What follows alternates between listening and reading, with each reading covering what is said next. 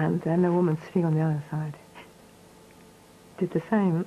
This is the only story I've never been able to tell. And I'm another of the children that you saved.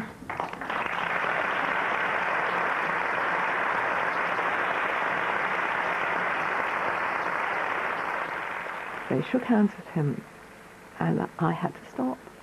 And I got off my seat and I walked away because it was unbearably moving.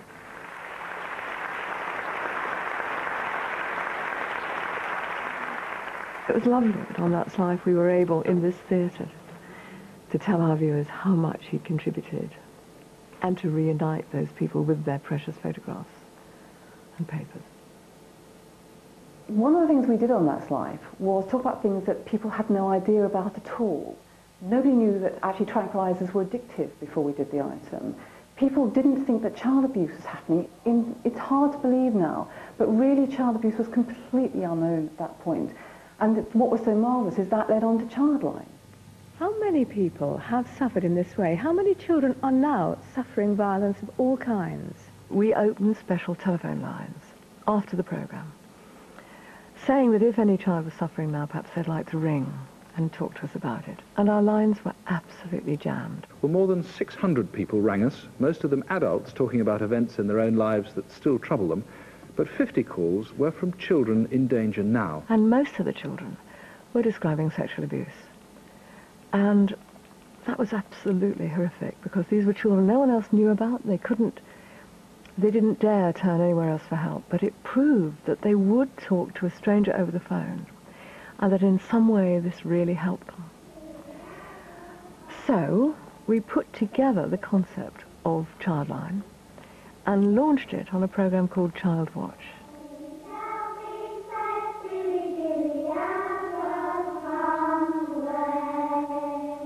Also tonight, we can announce a brand new idea in this country, the launch of a national helpline for children in trouble or danger. It's free, it's called Childline.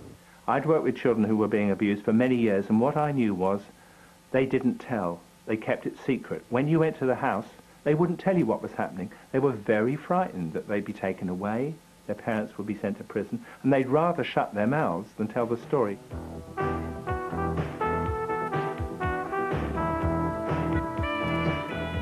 So when Childline came along, you could phone up. You didn't need to give a name, you didn't need to say where you were, you didn't need to portray your family, you didn't need to have all those reactions, including going to court.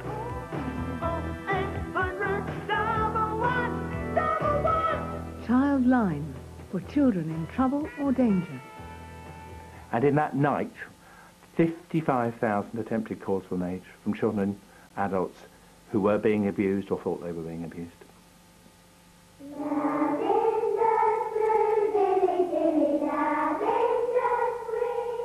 That's Life made a huge impact on my life because I was a teenager, I had been abused, and I had never told anybody about my experiences.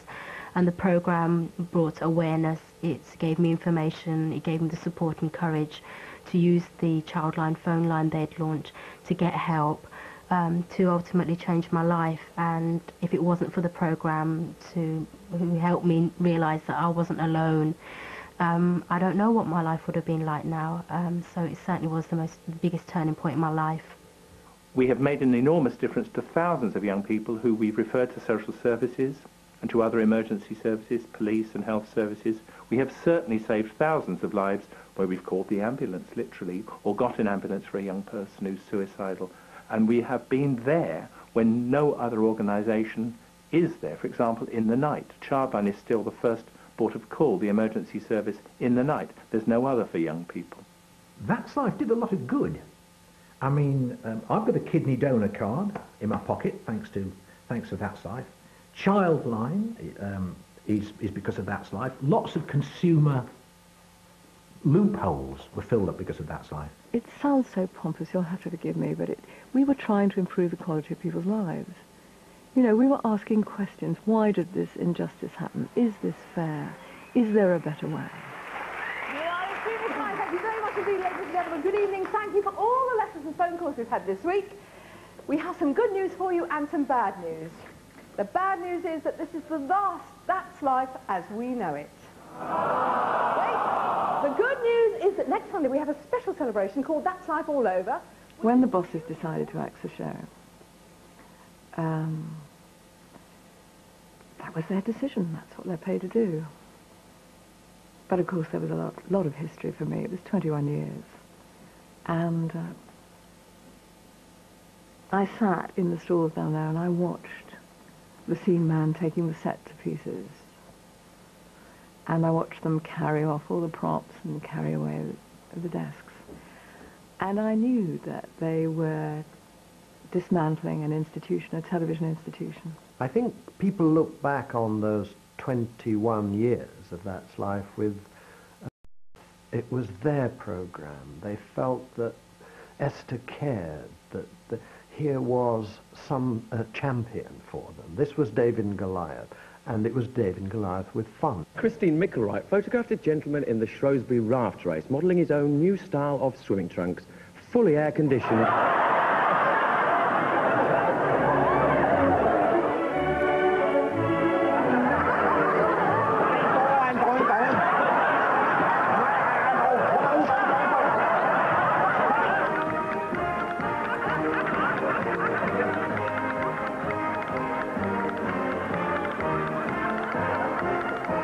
Isn't it heartbreaking to think that there are all those eccentrics and people and wonderful place names and everything that might never see the light of day?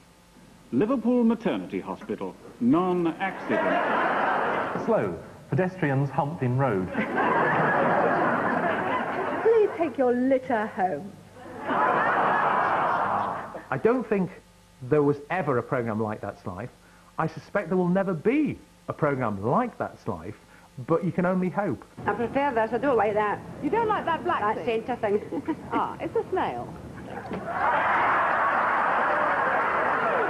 Do you wear socks in bed? Condoms.